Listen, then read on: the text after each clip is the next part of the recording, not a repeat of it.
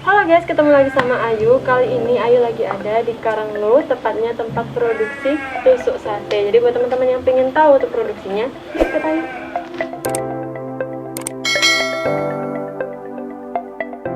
Selamat siang Mas. Ya. Saya Ayu dari market kita ini. Oh. Ini dengan Mas siapa? Saya Ari, Kak. Bapak Ari ya? Iya. Ini pemiliknya ya? Saya pemilik. Boleh minta waktunya sebentar untuk mengetahui cara produksi tusuk sate ini gimana ya Mas? Oke.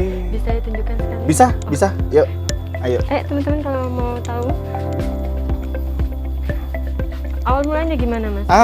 Ini kebetulan kan masih panjang ya Kak ya. Ini masih belum dipotong. Ntar ya kita dipotong sesuai ukuran. Karena macam-macam kan. Gitu. Kita ada tusuk cilok, tusuk papeda ya, telur gulung ya, tusuk sate, kambing, ayam, tusuk sempol ya. Mungkin biasa ditemui di pinggir-pinggir jalan atau mungkin di pusat keramaian ya. Seperti inilah kita produksinya ya. Oh berarti bukan cuma satu saja ya untuk kebetulan banyak. Kita kebetulan semua tusuk yang berhubungan dengan stik bambu yang seperti ini ya. Kita ambil contoh bentuknya seperti ini Kak. Panjang sekian ini masih belum dipotong ya. Kebetulan padat dan bulat seperti ini. Nanti kita untuk prosesnya ya kita kesini. Prosesnya awal mulai ini dipotong dulu Kak. Seperti ini ya. Nah, ini nanti dipotong ada ukurannya ya, diukur sesuai ukuran. Misalkan kita bikin tusuk cilok, berarti ntar dipendekin ya, dipendekin motongnya agak pendek. Misalkan tusuk papeda, tusuk sate, sesuai ukuran nggak? Sesuai ukurannya. Mulai 15 cm. Dibutuhkan juga betul. Ya. 22 sama 30. Nah, setelah itu udah dipotong, udah potong semua, baru masuk ke sini Kak. Nah, ini proses apa Kak? Ini proses poles namanya ya.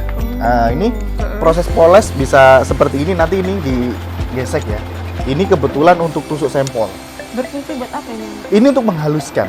Jadi awal mula kan masih berserabut ya, masih berserabut. Jadi apa ya kalau untuk untuk anak-anak itu kasihan ya, karena terlalu tajam kan. Baru nanti dimasukkan ke sini, dipoles, dihaluskan. Setelah halus, kebetulan kita ada dua ini mesinnya. Di sini untuk mesin tusuk sampel ya, permisi Kak. Terus di sini kita ada poles ya. Di sini untuk tusuk sate Kak, lebih pendek. Diameternya jadi juga. alatnya nggak cuma satu. Galannya nggak cuma satu ya. Jadi di sini kebetulan ada dua tempat Kak. Di sini yang sebelah kanan ya dari saya nih. Ini untuk tusuk cilok, pendek banget ya. Jadi yang sebelah kirinya tusuk sate. Nah, kalau selesai di sini baru nanti kita runcing Kak. Kebetulan runcingnya ada di sebelah sana. Iya. Nah, ada sebelah sini. Nah, Permisi ya Bapak ya. ya. Nah, ini adalah mesin peruncing. Kita ngeruncing di sini.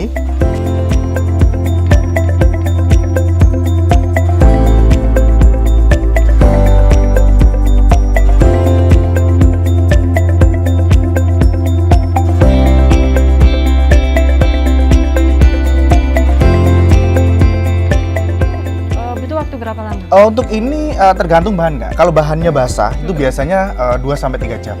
Tapi kalau bahannya kering, tua, paling tidak 1,5 jam sampai 2 jam udah halus. Gitu kan ya. Udah selesai di sini baru nanti kita runcing sesuai ukuran dan sesuai permintaan dari konsumen. Berarti nggak usah dijemur lagi? Nggak perlu, karena kebetulan kita kan dapat setoran dari petani nih gitu kan, bahan setengah jadi. Jadi kita proses untuk bahan jadi. Setelah itu nanti kita packing, kita kemas, kita kirim. Terus ini juga Kak, berarti untuk bambunya ini sendiri bapaknya setoran dari para petani. Betul. Kebetulan kita memang ada petani Kak di beberapa daerah itu memang ada. Yang store ke kita udah bentuknya jadi seperti ini. Mungkin lebih sini Kak. Jadi seperti ini bahan setengah jadi Kak. Sebelumnya belum seperti ini bentuknya bambu ya.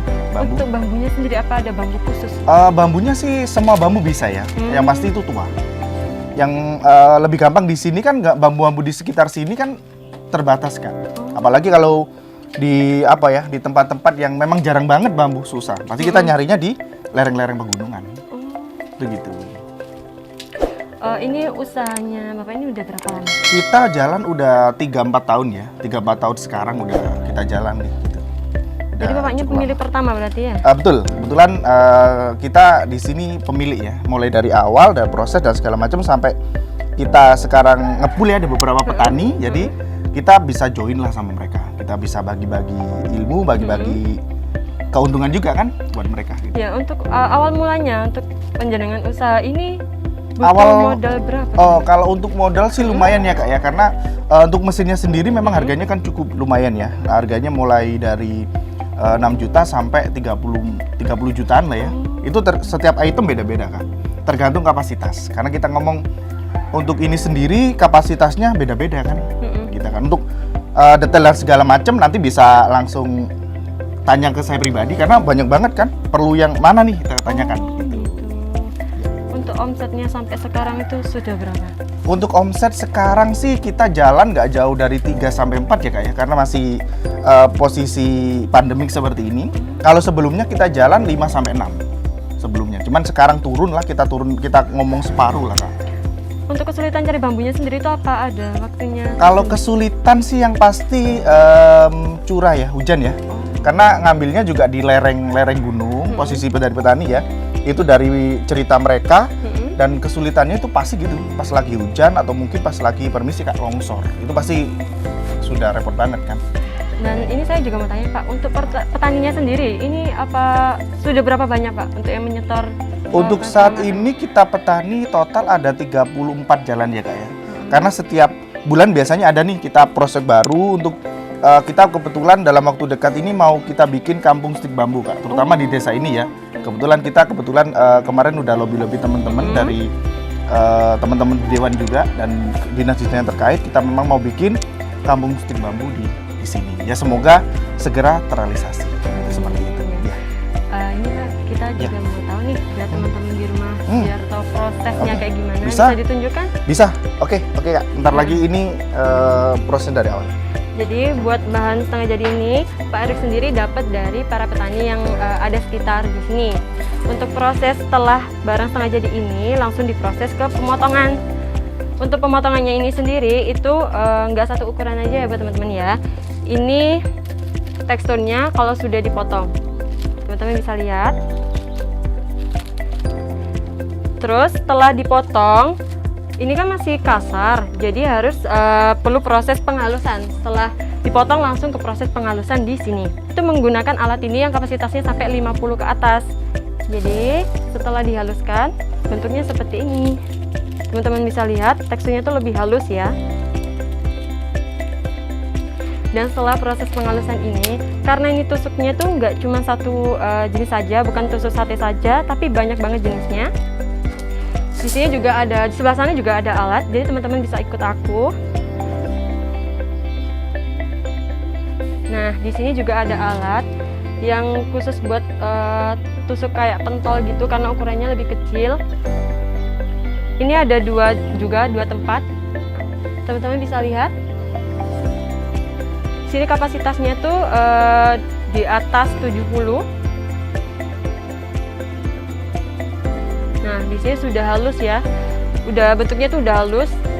Setelah pembentukan ini udah penghalusan, itu ada namanya proses peruncingan. Untuk proses peruncingan sendiri alatnya ada di sebelah sini. Yuk ikut. Nah, di sini ini proses peruncingan. Jadi ini untuk teksturnya juga masih kasar.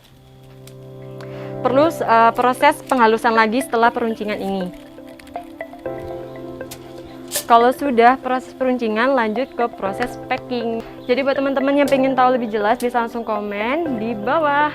Jangan lupa juga komen, like, subscribe channel YouTube Market Kita biar market kita makin jos. Dan yang pengen order juga, pengen beli, bisa langsung ke Pak Erik. Nanti aku bakal ngasih tahu juga alamatnya di bawah sini atau nomor teleponnya di bawah sini. Jangan lupa guys, bangga dan beli produk lokal karena produk lokal tidak kalah sama produk luar.